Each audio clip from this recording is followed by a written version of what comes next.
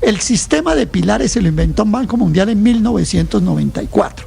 Que quede eso clarito. Y ambos están detrás de esa propuesta que divide a todos los ciudadanos en 4 grupos y elimina la solidaridad de unos con otros para jubilarse. Que quede claro entonces, primera lección, la reforma es del Banco Mundial.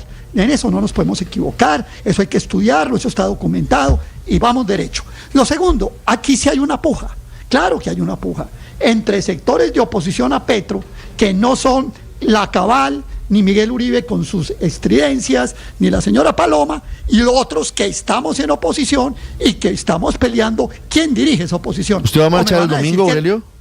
No, yo no marcho nunca nada. O el domingo voy a la presentación de mi libro a la Feria del Libro. ¿Hace el domingo? Voy a presentar, sí, el próximo domingo a las 7 de la noche presento mi libro. Pero es que la marcha es temprano. Energética.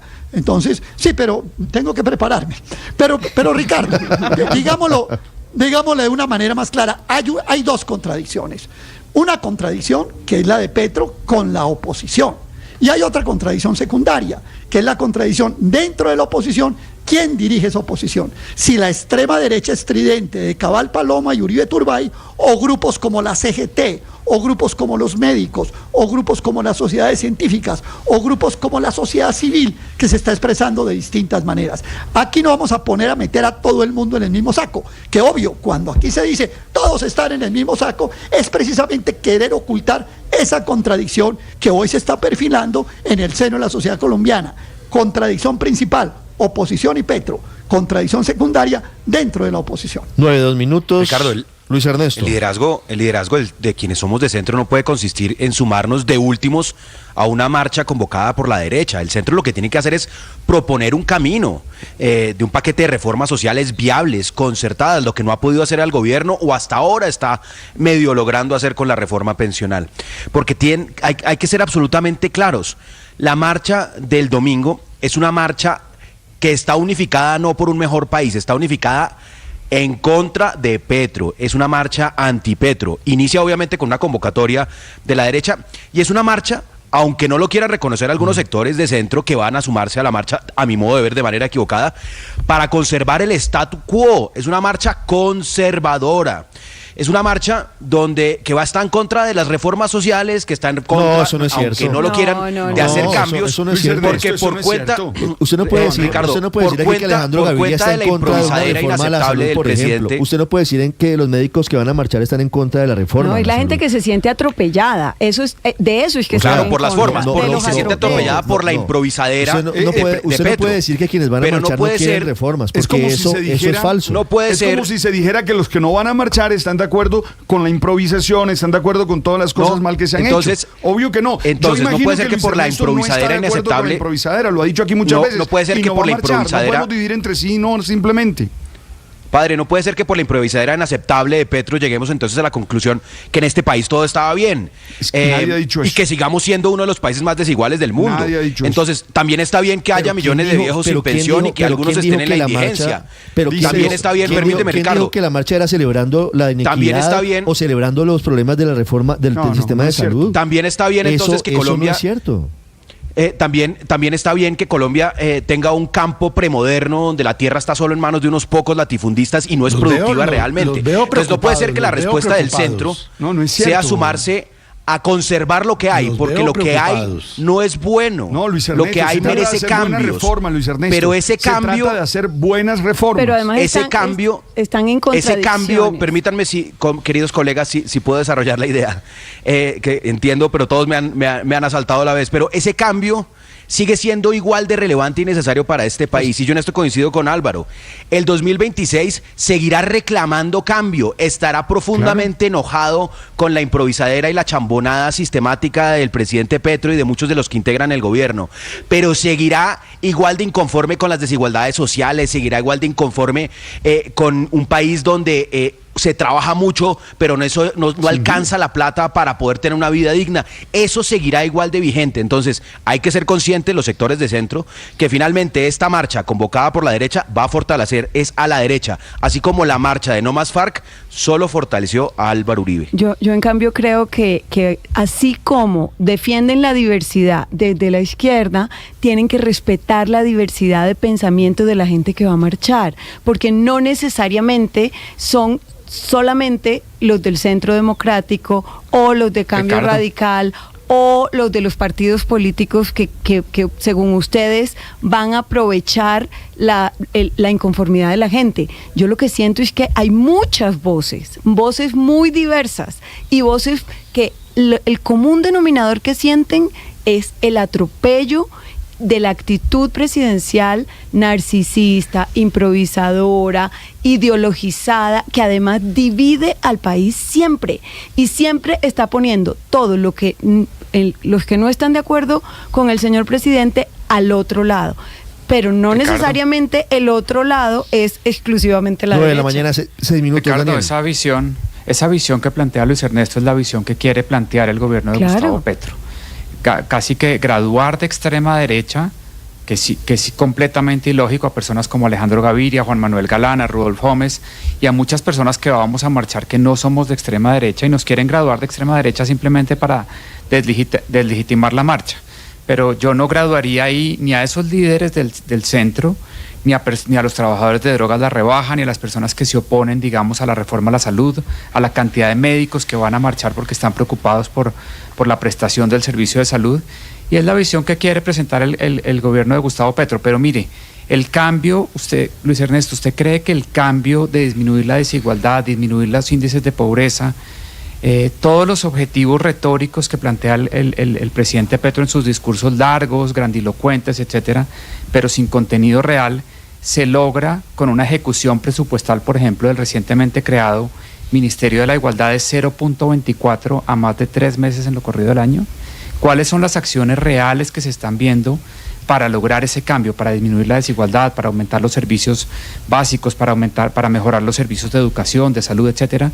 Con, por ejemplo, ejecución. Me alegra, Daniel, que coincides. 0.24. Me alegra, Daniel, que coincides en la necesidad de que haya cambio. Déjenos terminar, Luis Ernesto. Usted pidió que lo dejaran terminar, haga lo mismo con el resto de los panelistas, ¿no? Tranquilos.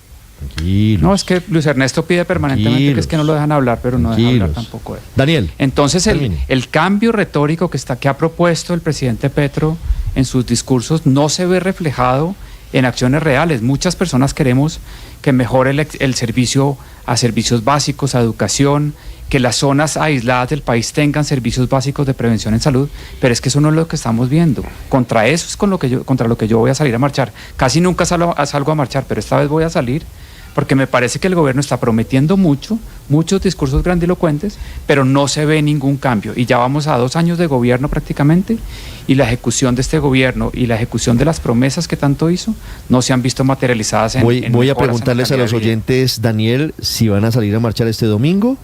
Lo leemos en @BluRadioCo, hacemos una encuesta, es muy fácil, sí o no. Usted saldrá a marchar este domingo en medio de las manifestaciones de críticas contra el gobierno del presidente Gustavo Petro. Luis Ernesto. Pero me alegra mucho que Daniel coincida conmigo en que este país necesita cambios profundos, que no podemos seguir siendo uno de los países con la peor distribución de la tierra, con el campo más improductivo, con el sistema de pensiones que privilegia a los que menos lo necesitan, como el ex vicepresidente Pacho Santos, que anda defendiendo el sistema pensional actual, en el cual a él le giran 2.300 millones de pesos de subsidios todos los colombianos, y a la vez dejamos a un montón de viejitos es ilegal pensionarse. En desprotección. Entonces, a mí sí me alegra que Daniel coincida que es necesario cambiar este país. Es necesario, permíteme, son unos ladrones, ¿ok? Permíteme, Felipe, permíteme. Y me alegra mucho que coincida que es necesario que haya un gobierno capaz, que haya un gobierno capaz de implementar el cambio, que haya un gobierno ejecutivo, que tenga gente con experiencia, que combine unos conceptos. ¿Cuál es el camino por el que usted votó, ciertamente? ¿Cuál es el camino del centro? Que conjugue una visión de hacia dónde llevar la sociedad, irse a mirar con unas ballenas capacidades hasta el 26. técnicas y personas con experiencia. ¿Eso es lo que debe hacer el centro entonces, Luis Ernesto? Es que eso es lo que tiene que liderar el centro. El centro que entiende que este país no es perfecto, que no es un centro conservador, que es un centro que entiende que hay que hacer cambios, debe liderar cambios, no sumarse como vagón de cola a una marcha convocado por la derecha. Y liderar cambios quiere decir proponer al Congreso de la República un paquete de reformas viables. Liderar cambios quiere decir desde los territorios donde están gobernando, porque no nos equivoquemos, en las gobernaciones y en las alcaldías hay figuras de centro, no hay figuras de derecha, en su gran mayoría son figuras de centro. Tiene que demostrar que gobernando con técnica, con seriedad, sin peleadera, se solucionan los problemas cotidianos de la gente. Esa es la tarea del centro, no sumarse a una marcha el domingo convocada por la derecha. Pero, Luis Ernesto, esa es la tarea del centro, pero no la tarea del presidente Petro. La tarea del presidente Petro es hacerlo mejor, mucho mejor. El presidente Petro es mover su agenda y ya, y la agenda de él pues no coincide con las del centro, punto. Eso no, cada cual hace su tarea política, y por eso yo con todo respeto y sin ningún ánimo de molestarlo quiero decirle a Daniel que si él va a marchar por lo que dice que va a marchar, la del domingo no es esa marcha, no es para eso.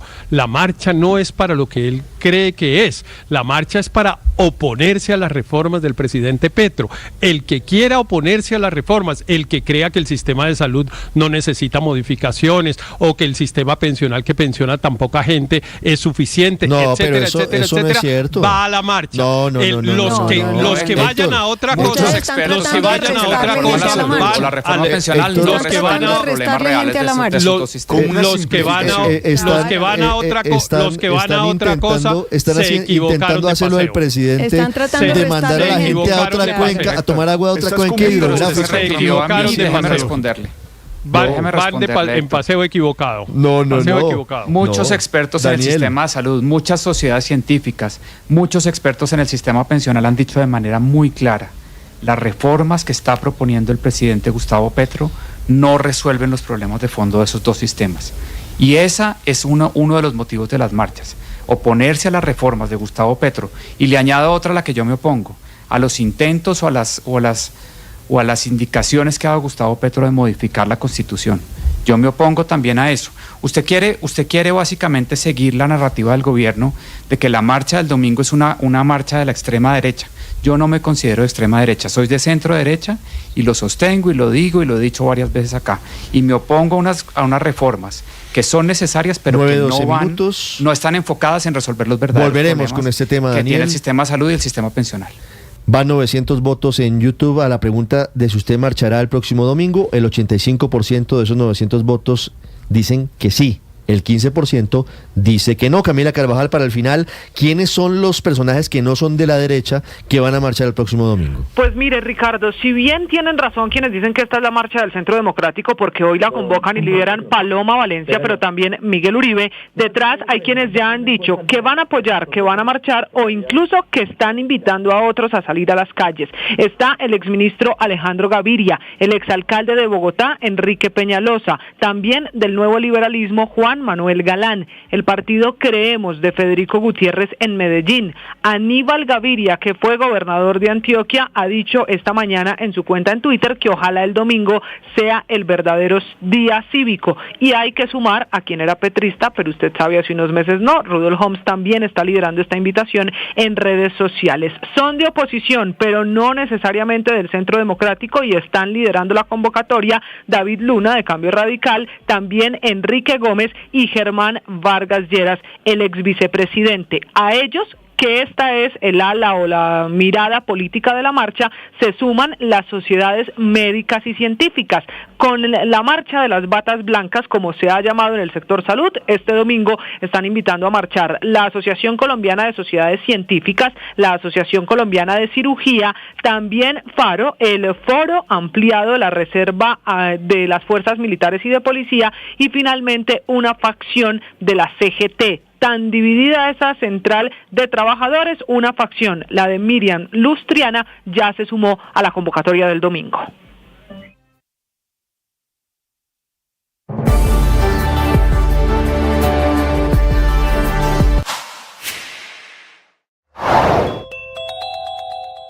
Lo que podría ser el inicio de la respuesta de Israel, un ataque sobre Irán. Ese ataque lo llevó a cabo Israel aproximadamente a las 5 de la mañana, hora de Israel. La verdad es que es una información que han estado reconstruyendo los medios a través de informaciones con funcionarios que hablan anónimamente, porque ninguno, ni Israel, ni Irán, ni tampoco Estados Unidos ha querido confirmar oficialmente este ataque. Todo parece ser una represalia represalia por el ataque a Israel del 13 de abril pasado. Habría sido un ataque sobre 2 ciudades, Isfahán y también Tabriz. Lo que ocurre es que Isfahán es una ciudad donde hay una importante base militar y también hay centrales nucleares iraníes.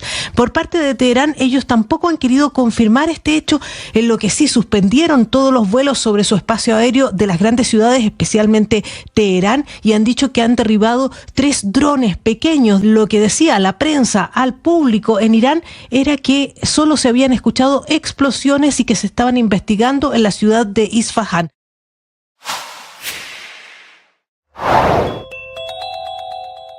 ¿Es una medida efectiva enviar a las personas a la casa para ahorrar energía? Eso fue lo que contestó Alejandro Castañeda, presidente de ANDEJ. No lo veo, digamos, como una de las medidas fuertes que se deban tomar. Yo creo que algo de disminuir el consumo hoy. Lo que pasa es que estamos trasladando ese consumo de las oficinas a las casas. Digamos, para aquellos que lo estén aplicando, que lo están haciendo. Pero como te digo, digamos, nunca lo hemos hecho. Es decir, lo único que uno puede hacerlo como comparable es al consumo de un sábado, de un domingo, pero pues obviamente en un sábado o un domingo hay para la industria, ¿sí? o para gran parte del sector industrial, que es uno de los que más consume en el país. Entonces, pues como te digo, no tengo cifras como para decirte cuánto puede disminuir hoy, cuánto puede bajar. Todo dependerá de qué tanto pesa el sector gobierno, básicamente, pues el que está, la gran mayoría de lo que está pasando hoy. Siga la entrevista completa en nuestro canal de YouTube. En Blue le ponemos cara a la radio.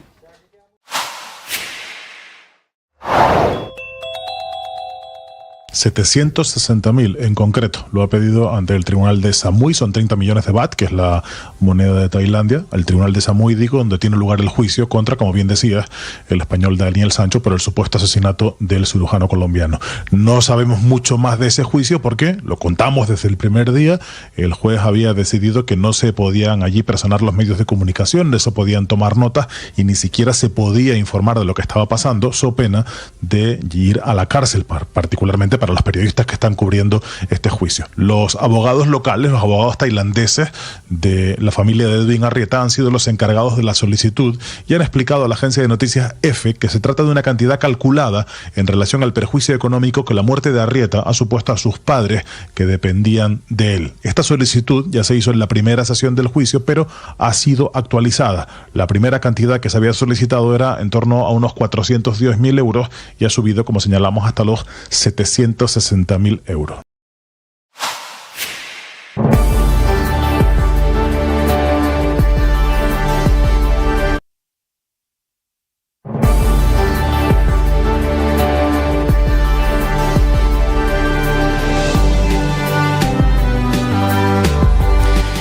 De la mañana, 17 minutos. Colombia y Emiratos Árabes Unidos firman un acuerdo integral de asociación económica que permitirá, entre otras, que el 85% de los productos colombianos que ingresan a ese mercado puedan entrar sin arancel y tengan más posibilidades. Se trata del primer acuerdo que Colombia firma con países árabes, que son mercados con alto nivel de ingresos y rápido crecimiento y que ofrecen oportunidades diferentes para Colombia. Para el Ministerio de Comercio, las mayores oportunidades están en sectores como manufacturas y sectores agroindustriales, pues Emiratos importa del mundo en el sector agropecuario y de alimentos un promedio de 19.000 millones de dólares. El acuerdo incluye 19 capítulos, entre los que se encuentran acceso a mercado de bienes, medidas sanitarias y fitosanitarias, reglas de origen, defensa comercial y un capítulo muy importante para pymes. Si usted es empresario colombiano o trabaja con alguno de estos productos, escuche el listado de aquellos que tendrán más posibilidades en los Emiratos Árabes Unidos. Por ejemplo,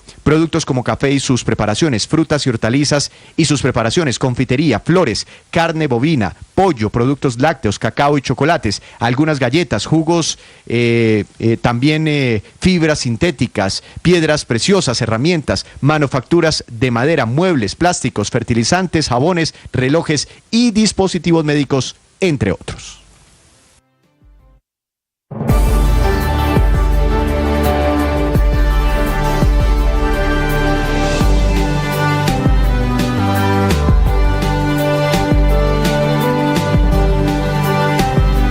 9:19 a.m. El efectivo sigue siendo el rey. Gran conclusión de un nuevo estudio del BID, Banco Interamericano de Desarrollo, que según su más reciente reporte titulado Ecosistemas de Pagos Digitales en el Caribe y América Latina, concluye que el efectivo sigue teniendo un peso muy importante en los sistemas económicos y ubica a Colombia como uno de los 5 países del continente donde sigue teniendo mayor protagonismo, estando en primer lugar Bolivia, donde el uso del efectivo en circulación como porcentaje del PIB es del 25%, seguido de Ecuador con el 16.3%, Perú con el 9.7%, México 9.4% y Colombia cerrando ese top 5 con un indicador real del 9%, a lo que se suma que solo el 30% de la población adulta del país, es decir, una tercera parte, realiza pagos digitales y el gran resto lo hace todavía de manera personal, presencial y con personas de carne y hueso. Estás escuchando Blue Radio.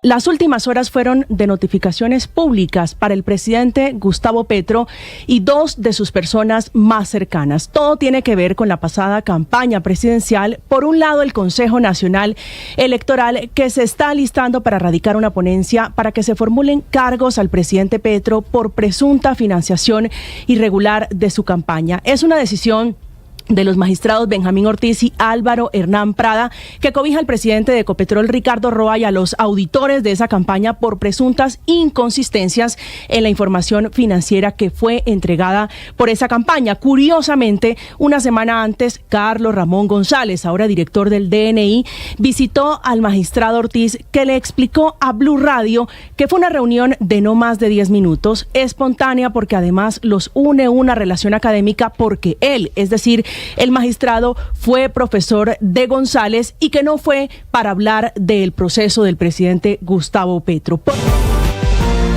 9:22, Felipe. Está en serios problemas el doctor Ricardo Roa, presidente de Ecopetrol hoy y quien fue el gerente de la campaña Petro Presidente en el año 2022. Sí. Al punto que, Felipe, bien lo dice usted, serios problemas, porque son varios. Lo debo decir con profundo respeto, pero lo veo ahora más en los estrados judiciales o en los estrados administrativos que destacado por funciones vinculadas con su cargo. Lo veo entonces en la Procuraduría, lo veo en la Comisión de Acusación, lo veo en el Consejo Nacional Electoral, está investigado en la Fiscalía. Muy complicado, entre otras cosas porque es el presidente de la empresa más grande de Colombia. Sí, él dijo hace unos días, un par de días, Ricardo, que si él creía que o se convertía en un obstáculo para Ecopetrol, él renunciaría. Pero es que como todos los días le sacan algo nuevo, hoy está pues el tema del avión,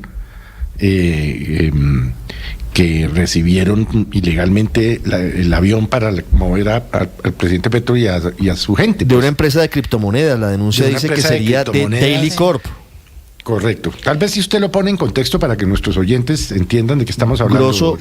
Grosso sabe el caso de Daily Corp porque ha tenido unos líos muy grandes. Es una empresa de criptomonedas que está mencionada porque sería la que les prestó el avión y no se reportó al Consejo Electoral. Esa es la pata que está investigando la justicia, pero Daily Corp ha tenido líos muy grandes aquí en Colombia, Víctor. Daily Corp se llama la criptomoneda que intentaron crear sobre el peso colombiano, por eso le ponen el COP, porque así es la nomenclatura de nuestra moneda interna. Exactamente, pero al final eso terminó siendo, Ricardo, una estafa. Sí intentaron crear una criptomoneda tipo Bitcoin, tipo Binance, etcétera, pero al final, a través de este mecanismo, resultaron captando ilegalmente y masivamente dinero del público, no lo estaban invirtiendo en criptomonedas y esa plata se estaba desviando hacia otros propósitos. Yo no sé si hacia este propósito de financiar la campaña del presidente Petro, pero le cuento sobre el caso Daily Corp. Muchísima gente, creo que más de 100.000, 200.000 personas están reclamando dineros por casi 300.000 millones de pesos, resultaron estafadas y muchos influenciadores en su momento, durante este caso, pues terminaron en problemados porque ellos estaban, digamos, promocionando, pues les estaban pagando, estaban promocionando inversiones en esta criptomoneda que estaba prometiendo, por ejemplo, en algún momento rentabilidades del 0,5% diario. ¿A usted quién le da eso diariamente, Ricardo? Nada. Entonces eso se derrumbó en su momento, pero hasta ahí conozco el caso, Ricardo. No, claro, ese es el lío que tuvo Daily Cop en Colombia. Lo que pasa es que lo que señala Daily Cop es que le habría suministrado a la campaña de Gustavo Petro, candidato en ese momento, el transporte en uno de los aviones de esa compañía. Y mirando la famosa foto de Armando Benedetti y Gustavo Petro dormidos en campaña, ¿usted la recuerda, Felipe? Sí, correcto. Claro. En la parte superior del asiento de Armando Benedetti está el logo de Daily Cop. Fíjese usted. Paola. No, además ya es que son muchas cosas. Perdón, Paola, un momento. Para ponerlo en contexto, hay un matriz de colaboración ya en la fiscalía de un señor que se llama Omar Hernández, quien está buscando el principio de oportunidad, porque este señor dice que textualmente dice que Ricardo Roa acordó que la compañía comprara un avión a Sadi por $1 millón para los vuelos de Gustavo Petro. Recuerde que Sadi es la famosa empresa de Ibagué que está en... ¿Esa no era la de la narcoavioneta? Sí, tiene que ver con ese episodio. Creo que sí, ¿no? Que está en la mira del CNE porque por ahí es donde se habría dado una parte importante del ingreso de dineros no reportados. Así que todo pareciera que se une con todo, Paola. Sí, dale, Paola, qué pena. Mala hora de Ricardo Roa como presidente. Uy, muy mala. Y me llama mucho la atención que precisamente Felipe esta semana, hace 2 días, en la Comisión Quinta de la Cámara, en debate de control político, abre ya la puerta de alguna manera para irse, ¿no? Donde dice, la persona que les habla tiene claro que si algún día llegara a verse impactada en el buen nombre, la reputación, el valor en el mercado bursátil de la compañía, el ejercicio de relacionamiento con los accionistas, por estar yo presidiendo, puedo hacerme a un lado sin necesidad que nadie me lo pida, ni la Junta, ni el presidente, ni el Congreso.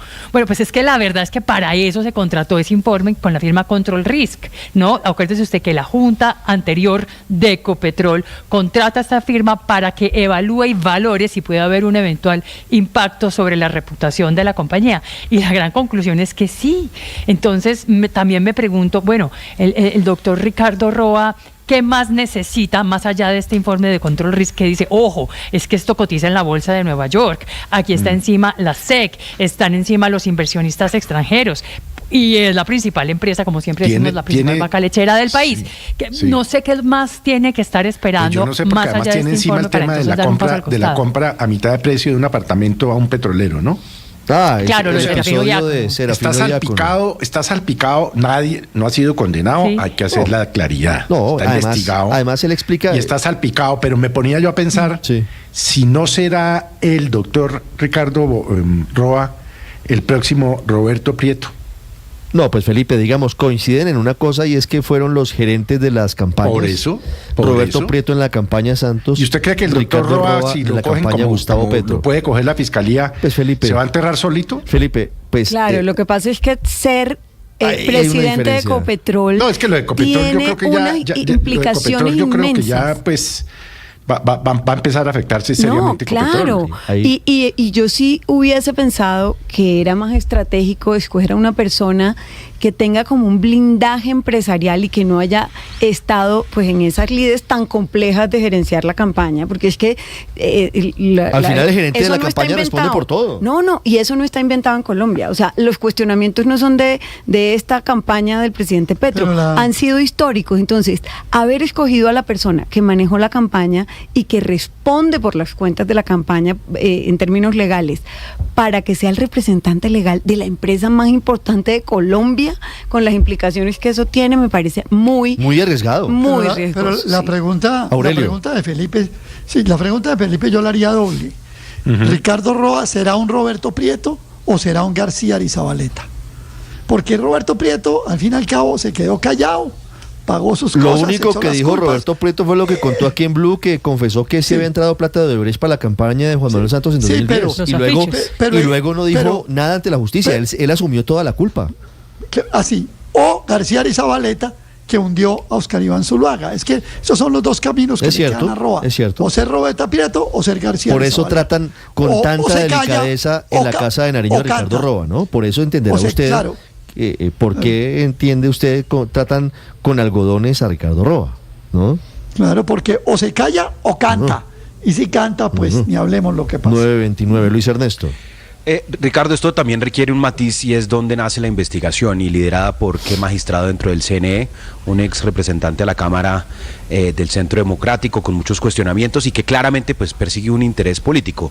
Todos sabemos que el Consejo Nacional Electoral no es una corte. Y Benjamín Ortiz es liberal. Benjamín Ortiz no es del Centro Democrático. No está ni investigado ni procesado y es el magistrado que está liderando la investigación. Todos sabemos que el Consejo Nacional Electoral no es una corte y por eso es muy importante que quienes tomen la decisión sobre lo que haya pasado en la campaña, que pues yo en ningún momento metería la mano al fuego de que allí no haya habido alguna irregularidad o algún dinero que no se haya reportado o los que lo hagan en el ejercicio de impartir justicia, con la objetividad de la justicia. Para eso está la Fiscalía, a diferencia del presidente, digamos que como es aforado, pues no puede ser investigado sino únicamente por la Cámara y por la Comisión de Acusaciones. Pues todos los integrantes de la campaña, también el doctor Roa hace parte de los ciudadanos que no tienen fuero y que pueden ser investigados por la Fiscalía, y que sea la Fiscalía la que aclare eso y los jueces lo que aclaren lo que ocurrió ahí. Lo que sí es cierto, pero Luis Ernesto, coincido solo una precisión, el CNE sí puede investigar al candidato. Claro, tiene facultad, por supuesto que tiene la facultad, pero yo solo quiero precisar que el CNE es un recicladero de excongresistas. Digamos, si nosotros creemos que el Consejo Nacional Electoral toma decisiones no políticas, pues somos profundamente ingenuos. Pues es por eso digo que quien imparta justicia, la magistrada Alba Lucía Velázquez tiene todo el derecho a pedir la rotación del expediente y lo hizo. Para las suspicacias de alguno está dilatando el proceso, para otros es un derecho que efectivamente Camila, lo tiene dentro de la investigación por hacer campaña anticipada en Barranquilla con el famoso evento de la P. Pero María Camila, ¿de verdad creemos que un ex representante a la Cámara del Centro Democrático o del partido de la U, del partido que quieras, deja de ser representante un día, al día siguiente es magistrado en el CNE y se convierte en un togado imparcial? No seamos ingenuos. Por eso es que en Colombia el Consejo Nacional Electoral, todas las decisiones que toma históricamente son políticas y por eso se las tumba el Consejo de Estado, que sí es una corte seria. Entonces, lo que quiero señalar es, las investigaciones tienen que avanzar, pero no perdamos de vista que esto tiene una connotación política en la manera como se ha manejado, en la manera como se lidera, y que lo que sí es cierto, y en esto comparto y coincido con Felipe, aunque no coincidimos muchas veces, y es que no le hace bien a la institucionalidad de una empresa tan importante que es de todos los colombianos, que su presidente esté en permanentes cuestionamientos. Porque lo que necesita el presidente de la compañía más importante del país es concentrarse en aumentar la utilidad, en aumentar la productividad, en mejorar el trabajo de las exploraciones, en solucionar el chicharrón del gas que se nos va a acabar. Para las térmicas y que no haya claro, yo creo que en eso todos estamos de acuerdo en que sería mejor que el doctor Roa no estuviera en la presidencia de Ecopetrol, porque además esto no va a cesar, al contrario, va a crecer. Todos los días surgen nuevos hechos, nuevos cuestionamientos sobre la manera como se llevó a cabo la financiación de la campaña, y eso por lo menos genera una distracción enorme, porque así cada hecho tenga o no una explicación, pues al doctor Roa le toca ponerse a oír a los abogados, a los contadores, a ver cuál es la explicación que tiene o no el hecho. Entonces le dicen, no, que es que la campaña solo comenzó el 24 de no sé qué, y esto fue el 16, entonces fue antes. Bueno, todas esas explicaciones, sean o no válidas, evidentemente distraen a una persona que debería estar concentrada en la dirección de la empresa más importante de Colombia, además en una coyuntura como esta. Pero yo estoy de acuerdo con Luis Ernesto en que pues quienes tienen tanto interés, digamos, en que se descubra la financiación ilegal de la campaña para poder adelantar un juicio contra el presidente Petro en el Congreso de la República, porque esa es la consecuencia, ¿no? No se nos olvide, si evidentemente hubo una financiación ilegal de la campaña con conocimiento y casi que sin conocimiento, pero bueno, dejémoslo que con conocimiento del candidato, la consecuencia es penal y se lleva a cabo en la Cámara de Representantes. Y ese es el objetivo, digamos, de un sector político que quiere efectivamente terminar allá para tratar de tumbar al presidente Petro. Entonces, yo sí creo, les iba a aconsejar a esas personas que están en eso, que no confíen tanto en el Consejo Electoral, porque el Consejo Electoral tiene ese problema de origen sobre el que llamaba la atención Luis Ernesto. Es desafortunadamente un organismo que está puesto por los políticos y por supuesto, ¿quién puede creer, por ejemplo, que Álvaro Hernán Prada es una persona imparcial en la investigación. Pues eso produce risa realmente. Entonces, pues no me parece que le debemos dar pues tanto uno llegaría juego a esto. a pensar quién puede pensar que el representante Alirio Uribe puede ser imparcial en la comisión de acusaciones, entre otras cosas, donde por también una están razón, investigando la campaña. No, es el a la pacto campaña, es que allá nadie espera que sean Petro. imparciales. Allá nadie espera que sean imparciales, María Camila. En la Cámara de Representantes nadie espera que nadie sea imparcial. Tanto que la Corte Constitucional dijo que son inviolables en sus Yo sí esperaría que hubiera unos magistrados, unos representantes investigadores que tengan por lo menos una distancia con el presidente de la República. No, ustedes están igual de ingenuos que Juan Daniel Oviedo. Pero es que entonces ¿cómo va a ser investigan al presidente de la República, el representante Alirio Uribe, que es más petrista que el presidente Petro. Lo investiga la representante Gloria Arizabaleta, que es más petrista que Petro. Pero cómo diría el va a ser expresidente Uribe, retomando su tesis, Héctor, diría el expresidente Uribe, ¿qué supone uno? Pero que lo van a exonerar. Es que en el Congreso no hay un proceso judicial. Eso es mentira. Hay una evaluación política y por eso los presidentes que es previa al juicio penal. Por eso los presidentes se caen cuando pierden la mayoría en el Congreso, no cuando hay pruebas que los incriminan. Cuando pierden la mayoría en el Congreso es cuando se caen. Es una actividad de carácter político, en eso no seamos ingenuos. Y claro que el doctor Prada, que pues puede ser un hombre muy respetable, etcétera, pues no puede ser imparcial en este caso. Eso no digamos mentiras. Obviamente él está actuando como un político del Centro Democrático y eso le quita desgraciadamente pues confiabilidad a sus actuaciones. Pero yo, volviendo a Ecopetrol, le digo que además de los cuestionamientos al presidente, hay una fila de personas dentro del mismo gobierno, o sea, el fuego amigo haciendo fila esperando ese puesto, ¿no? Porque también se están frotando las manos dentro del mismo pacto histórico para ver quién lo sucede. Hay más de uno aspirando al cargo de presidente. 9:36 minutos. Volveremos a hablar de las investigaciones a la campaña del presidente Petro, que hoy está en la mira del Consejo Electoral, también de la Fiscalía y de la Comisión de Acusación de la Cámara de Representantes. Ya regresamos, llegan los deportes y llega la actualización de las noticias en Mañanas Blue. Estás escuchando Blue Radio.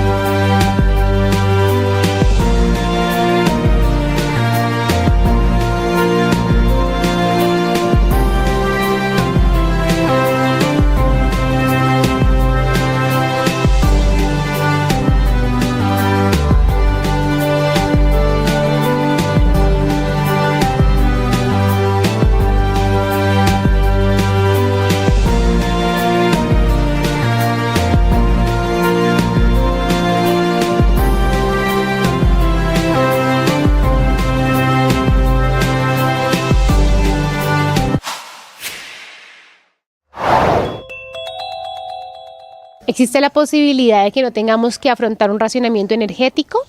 Eso fue lo que contestó Alejandro Castañeda, presidente de ANDEJ. Todo dependerá de qué tanta agua nos cae en los próximos días. Digamos que si, siendo uno demasiado exigentes, perdiendo 3 puntos diarios, perdiendo 0.3 diario, estaríamos en ese nivel del 27 más o menos en unos 5 o 6 días. Más de eso no. Entonces lo que yo esperaría y lo que todo el mundo está esperando es que la lluvia llegue y logremos por lo menos que lo que se consume en el día, desde el punto de vista de consumo de agua para generación de energía eléctrica, aguante y no nos siga bajando al embalse, por lo menos que nos mantengamos allí sobre ese 28% y no lleguemos al 27%. Esa es como la situación en la que estamos. Digamos, ya no te puedo decir, oye, no, es que falta más térmica por entrar, o es que, sí, yo creo que ya lo que falta es que las medidas que comenzó a anunciar el gobierno esta semana salgan ya definitivas y por ejemplo el tema del programa de ahorro para los usuarios pues se implemente rápidamente, a ver si cambiamos un poco la forma de comportarnos como usuarios. No se pierdan esos contenidos, suscríbanse a nuestro canal de YouTube. En Blue le ponemos cara a la radio.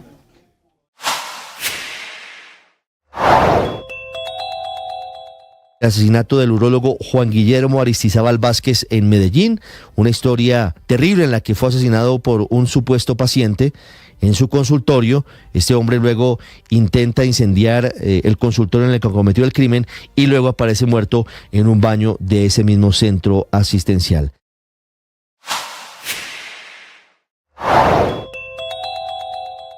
Han empezado a caer lluvias en diferentes regiones de Colombia. Hubo algunas emergencias en Medellín por los aguaceros de las últimas horas. Comenzó a llover en Santander. 9 de la mañana, 39 minutos. A esta hora, los deportes, la información deportiva con TCC en Mañanas Blue. Un sinvergüenza el árbitro. Siempre contra América de Cali, siempre. Todavía no sabemos qué cobró, qué quiso hacer, qué dijo, que ni hubo ni falta ni posición adelantada. Era gol lícito y en contra. Era gol lícito y en contra para el 1-0 del América contra Pasto, como lo dicen en la transmisión partidaria América en la red. Al minuto 90+1, el árbitro David Espinosa invalidó una jugada de gol legítima para el equipo americano. No fue falta contra Nicolás Gil y fue autogol de Carabalí. ¿Por qué pitó el árbitro? ¿Por qué no esperó para que el VAR evaluara la jugada? Preguntas sin respuestas y que vuelven a dejar un manto de dudas sobre las decisiones arbitrales en Colombia. Sobre este episodio que definió el partido habló César Farías, técnico de la Mechita.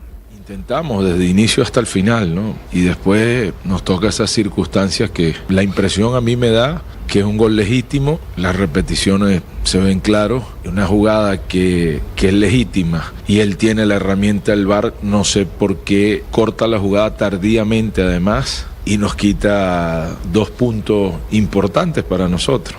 2 puntos que hubiesen significado que América hoy tuviese 26 unidades y que ocupara el 7º lugar en la tabla.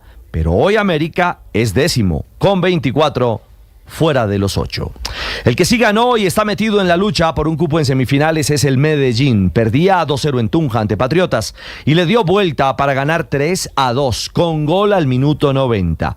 Orgullo del técnico Alfredo Arias. El rival encontró los 2 goles, nosotros no encontramos ninguno y no tuvimos la efectividad ni la profundidad que tuvimos en el segundo tiempo. La verdad que tengo unos muchachos muy generosos, muy esforzados, muy valientes que son capaces de esta alegría hoy, que nos dan esta alegría. Alegría que deja al DIM 9º con 25 puntos a las puertas del grupo de los 8. Hoy cierran la fecha 17, Bucaramanga Chico en la Ciudad Bonita. Ya lo hicieron en corto, devuelven la bola para Gaby. ¡Uy, Gaby, qué golazo!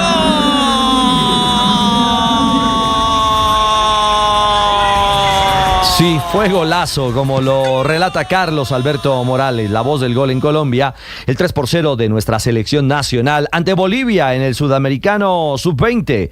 Gaby Rodríguez anotó su 4º gol en el torneo y le permitió a Colombia asegurarse en el hexagonal final del Sudamericano en Ecuador. Fue un partido que lo trabajamos, creo que cada una de nosotras tuvo una cohesión bacana con el equipo y pues lo importante fue que pudimos sacar el resultado adelante. Y la cohesión bacana de la que habla Gaby le permite a Colombia ser líder del grupo B con 9 puntos y más 8 en la diferencia de gol, por delante de Brasil, que derrotó 2-1 a Venezuela y es segunda con 9 puntos y más 7 en la diferencia. Mañana, Colombia-Brasil, desde las 6:15 de la tarde por el Gol Caracol HD2 y golcaracol.com. Va el zurdo Ventalev, en el arco Emiliano Martínez. La orden del árbitro, Ventalev, Dibu, Martínez. Y le hace silencio. Sí, la verdad se expone a otra amarilla, pero lo volvieron loco todo el partido. El Dibu Martínez lo volvió a hacer, defendiendo el arco del Aston Villa en Francia, ante el Lille. El arquero campeón del mundo soportó insultos todo el partido y en la serie de cobros desde el punto penal atajó 2. Le sacaron amarilla porque montó show contra la tribuna, pero de nuevo fue efectivo como arquero antipenales. I get motivated with the fans, you know, when they... Me motivo cuando los aficionados me tiran cosas a la espalda. Toda la vida me han atacado por la espalda y eso lo único que hace es darme gasolina para rendir mejor. El Dibu llevó al Aston Villa a las semifinales de la Conference League contra el Olympiacos turco, pero se perderá, Olympiacos de Grecia, pero se perderá el primer juego de la serie ante la suspensión que confirmó el día de hoy la UEFA. Pausa y hablamos de ciclismo. Colombianos en acción. Atención, hay una noticia urgente. Señoras y señores. Tendencia a nivel global. Bienvenida, mil gracias por estar con nosotros hoy aquí en Blue Radio. Usted enfermo por el fútbol y los compañeros de seminario en retiros. Rezando rosario y yo.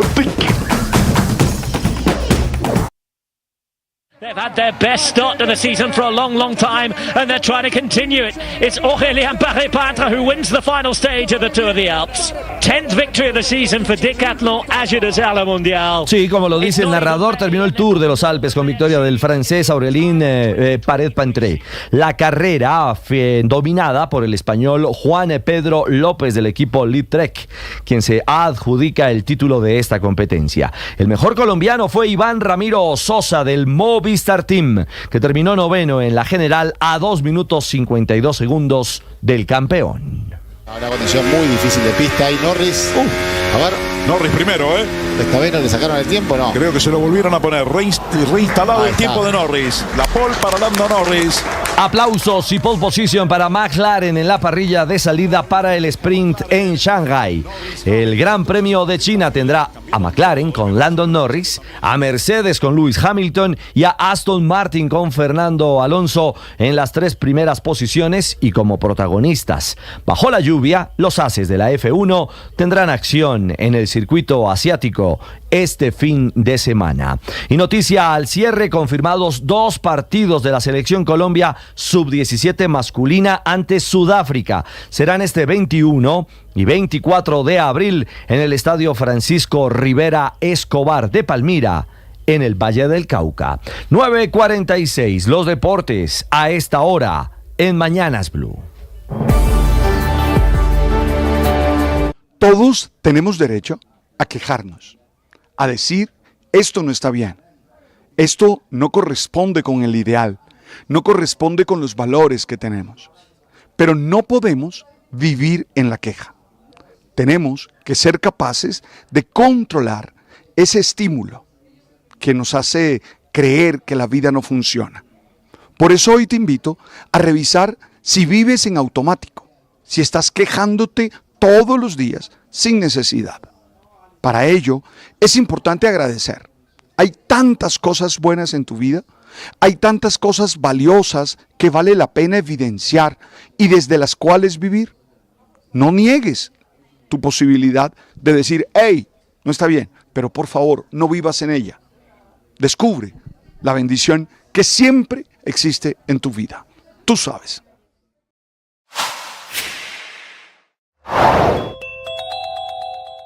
El país trabaja con normalidad a pesar de que el presidente Gustavo Petro anunció ayer de manera improvisada un día cívico en un decreto que fue publicado apenas con firmas sobre las 7 de la noche. Decreto que ya fue demandado ante el Consejo de Estado con el argumento de que la competencia para decretar días cívicos o festivos es del Congreso y no del presidente. El decreto establece que es un día cívico, según señala textualmente, de la paz con la naturaleza. Cada año, el tercer viernes de abril, habría día cívico.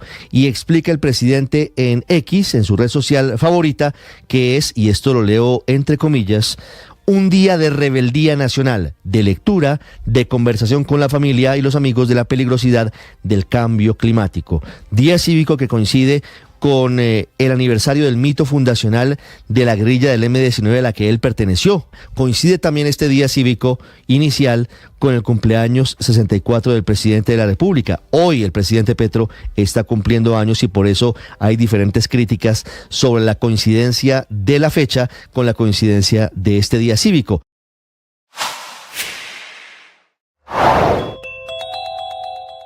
Día cívico, pues, para ahorrar agua y luz ante la crítica situación de los embalses, actualmente en un promedio nacional del 28.5%, cada vez más bajando y cada vez más cerca de llegar al 27%, que les haría muy difícil desembalsar para poder generar energía, obligándonos a un eventual racionamiento como el que ya vivimos a comienzos de los años 90, donde la medida más atrevida fue adelantar la hora para tener una hora más de sol, en tanto que este día cívico no tiene antecedentes, no tiene precedentes en la historia, abriendo todo un debate en el país sobre su efectividad y generando reacciones en contra desde muchos flancos, como desde FENALCO, Federación Nacional de Comerciantes, que asegura fue improvisada y esconde otros motivos, toda vez que desde el punto de vista técnico no hay ningún soporte en las 2 páginas del decreto, y ante lo cual le va a tocar a XM, operador del mercado eléctrico, entregar las cifras de consumo total de energía en este día y comparar ese dato con el de un día ordinario para saber si sirve o no esto de declarar el día cívico para ahorrar energía. Si acaba de llegar a Blue Radio, esto es lo que está pasando y lo que se ha perdido. 9:50 minutos, hay noticia de última hora en el mundo del deporte. Ricardo, hay cambios en las directivas del Atlético Nacional luego de su eliminación del torneo colombiano, una temporada para olvidar del equipo verde de Antioquia. Así es, Ricardo. La Junta Directiva del Atlético Nacional agradece la gestión de su presidente Mauricio Navarro de Bedut.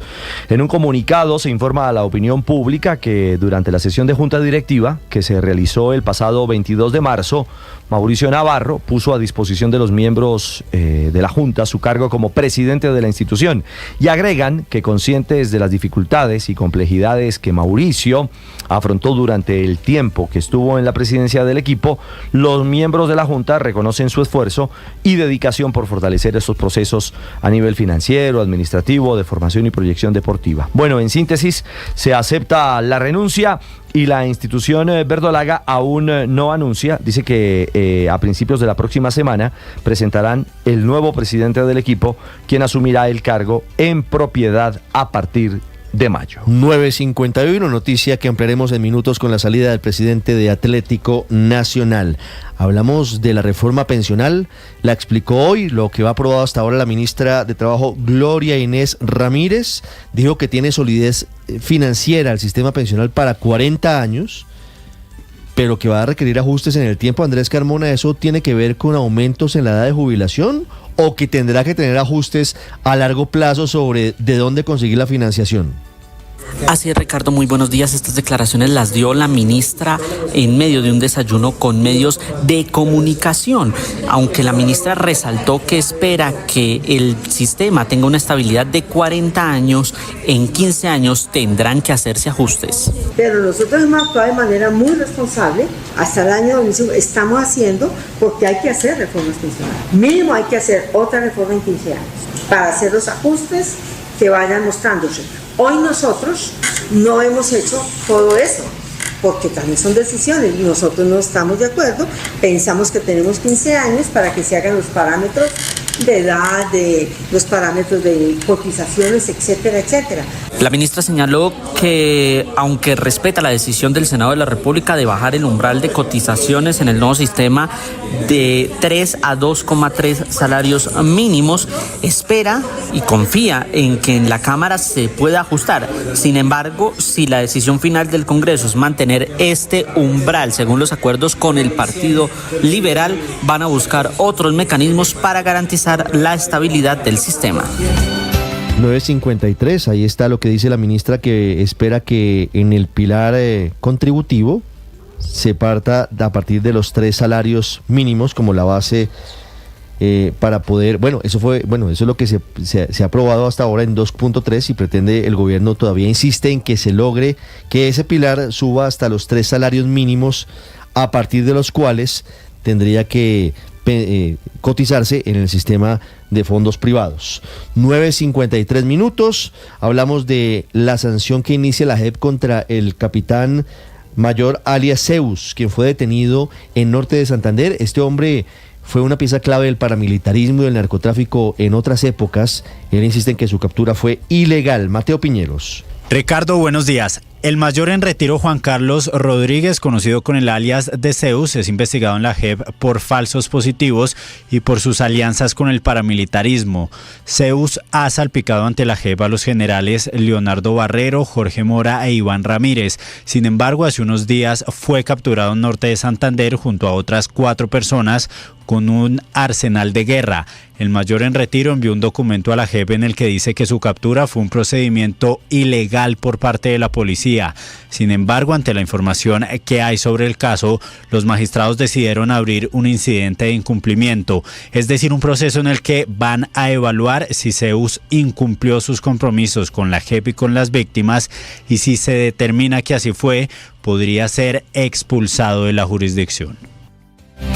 El IMPEC de nuevo investiga a Emilio Tapia por posible violación al régimen penitenciario. No importa cuándo escuches esto, diría el meme. Siempre investigan a Emilio Tapia, Felipe, por posibles abusos, por posible exceso, por diferentes episodios. Ahora intentan investigar si ha salido de manera irregular de la cárcel en la que se encuentra detenido. Don Sergio Barbosa. Ricardo, sí señor, buenos días. Mire, luego de que se ordenara la requisa en la celda de Emilio Tapia, se estableció que en la cárcel El Bosque las cámaras de seguridad están averiadas y solo están en funcionamiento 16. Esto, Ricardo, resulta preocupante porque no se está garantizando la custodia de Tapia dentro de este establecimiento carcelario. Ante esto, el coronel de la policía y director general del IMPEC, Daniel Gutiérrez, dijo que por orden de un juez, Emilio Tapia debe seguir recluido en la cárcel del Bosque en la ciudad de Barranquilla. Escuchemos qué dijo concretamente el director del IMPEC. Pero esta persona privada de libertad tiene una tutela ordenada por un juez donde obliga al IMPEC a mantenerlo en la ciudad de Barranquilla. Por esa razón continúa ahí, no lo podemos trasladar a otro establecimiento, por eso una orden de un juez. Ricardo, le cuento que la orden de inspección a la celda de Tapia se llevará a cabo hoy y dependiendo de lo que encuentren allí se tomarán decisiones conjuntas con la dirección de la cárcel para trazar la ruta del mejoramiento del servicio penitenciario. Así las cosas, el director general del IMPEC reitera que actuarán con determinación porque no van a permitir que casos de corrupción dentro del IMPEC empañen la imagen de la institución. 9:56, a esta hora hay una alteración grave de orden público en el municipio de Villanueva, en La Guajira. Aparentemente se presenta otro episodio en el que un médico habría sido víctima de un ataque por parte de uno de sus pacientes. Joner Alvarado. Mire, se trata del médico Jesús García Oñate, quien fue asesinado exactamente en el municipio de Villanueva, esto en el sur del departamento de La Guajira. De acuerdo a lo que han manifestado algunos testigos, 2 hombres, 2 sujetos a bordo de una motocicleta lo interceptaron cuando se movilizaba en una camioneta. Iba a cumplir su turno exactamente allí en el hospital de Villanueva, en el hospital Santo Tomás. Además, este vehículo terminó chocándose con un poste. Varias personas lo recogieron y lo llevaron hasta el municipio de San Juan del Cesar, que es el más cercano y donde hay centros asistenciales de máxima complejidad. Sin embargo, allí llegó sin signos vitales. Las autoridades, en una rápida acción, lograron capturar a quien sería uno de los presuntos responsables. Ahorita hay alteraciones de orden público en el municipio de Villanueva porque los habitantes reconocían a este galeno y por supuesto están pidiendo que les entregue la policía al capturado para estos ajusticiarlos por mano propia. Sin embargo, desde la policía de Riohacha se nos ha informado que ha salido un grupo de apoyo tanto del ejército como de la policía de los antidisturbios con la finalidad de restablecer el orden allá en el municipio de Villanueva. 9:58 minutos. Era un médico muy querido, un hombre de aproximadamente 50 años. ¿Cuál es la hipótesis? Ricardo, la hipótesis homicidio? es que la semana pasada atendió a una señora, a una habitante de ese municipio en Villanueva, La Guajira, y que la señora falleció hace 2 días y que producto de ese episodio, uno de los hijos de esa mujer habría tomado la decisión de atacar al médico, disparándole por un lado en la cara y por el otro en el pecho. Habría muerto de manera instantánea. Ricardo, en este momento la situación de orden público es compleja y el hombre que fue capturado por la comunidad quiere lincharlo. El hombre salió en tanqueta del ejército, custodiado también por la policía, que está intentando proteger la vida del presunto atacante, el hombre que le habría quitado la vida. Terrible, sería el segundo episodio de médicos asesinados en las últimas 24 horas en Colombia por pacientes o por procedimientos médicos que al final no son exitosos. Hablamos de un atraco que se registró en el sur de Bogotá. Hombres fuertemente armados entraron a un sitio de deportes extremos. Felipe García.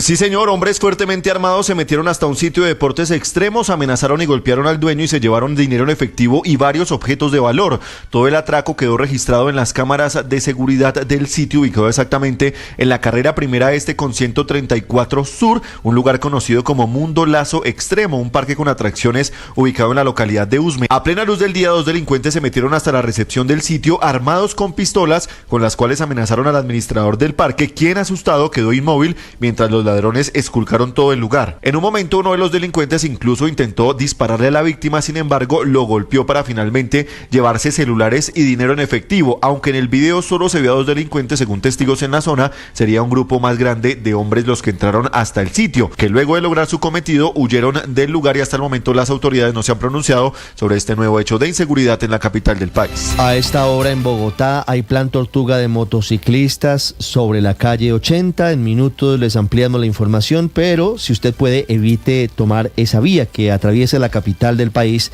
de oriente a occidente. A esta hora, repito, hay protestas, hay operación tortuga de un grupo de motociclistas. Estás escuchando Blue Radio.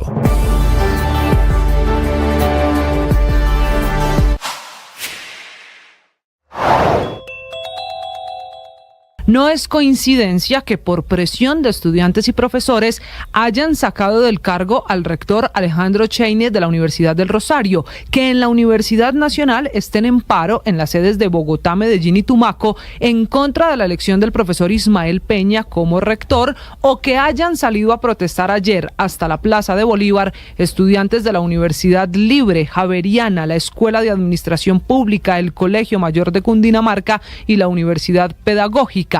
Eso no es coincidencia, porque todos tienen reclamos alrededor de la autonomía universitaria, los estados financieros, la mala infraestructura educativa y las reformas que planea el gobierno del presidente Petro.